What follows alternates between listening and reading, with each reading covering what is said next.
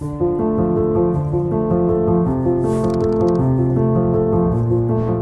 donc nous sommes au château de Thomas II, au Bourget-du-Lac. Donc c'est un château, alors aujourd'hui en partie en ruine, mais qui a une histoire très intéressante et très importante puisque très fortement liée à la maison de Savoie. Thomas II est fils de comte de Savoie, frère de comte de Savoie, père de comte de Savoie. Il n'a pas été comte de Savoie. Mais il aimait beaucoup la chasse au gibier d'eau, la pêche. Et donc il avait l'habitude de passer pas mal de temps au bord du lac. Alors il logeait soit chez les moines clunisiens au prieuré du Bourget-du-Lac, soit à Hautecombe. Mais il aurait voulu avoir une résidence à lui et les moines ne voulaient pas lui céder de terrain.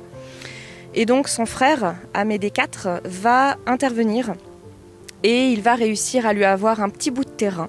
Et donc il va pouvoir construire un premier logis à partir de 1248, donc au XIIIe siècle. Et puis petit à petit le château va être agrandi, donc il l'habitera avec son épouse. Son épouse l'habitera après sa mort également, et puis son fils, donc le comte Amédée V, y résidera également très très souvent. Et également les descendants, c'est au XVIe siècle avec Amédée VIII que les princes de Savoie vont changer plutôt de résidence et se retirer plutôt à Ripaille, sur les bords du lac Léman. Exactement. En fait, c'est un lieu qui a été habité par les princes de Savoie, donc vous l'avez compris, jusqu'au XVIe siècle. Et puis par la suite, il va changer plusieurs fois de main. On pense qu'il a également pu subir à un moment donné un incendie. Et puis au XIXe siècle, eh bien, il sera vendu notamment à un moment donné à un agriculteur, donc qui dans la cour rangeait ses outils agricoles, ses machines. Et puis des spéculateurs également qui vont récupérer tout ce qui pouvait avoir de la valeur et être vendu. Donc c'est tout ça conjugué va faire que le château en effet est en très mauvais état. Dans le courant du XXe siècle, il est racheté donc par la commune du Bourget-du-Lac. Il sera également classé monument historique.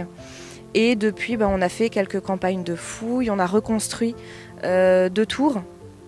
Donc la tour du donjon et la tour de la poterne. Donc dans la tour de la poterne, on a également aménagé des espaces. Les compagnons ont aménagé des espaces où aujourd'hui on accueille des expositions sur la faune et la flore du lac.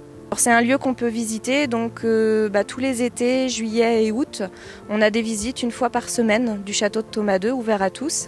Et puis pour les groupes, évidemment, sur réservation, il n'y a aucun problème, on fait également des visites.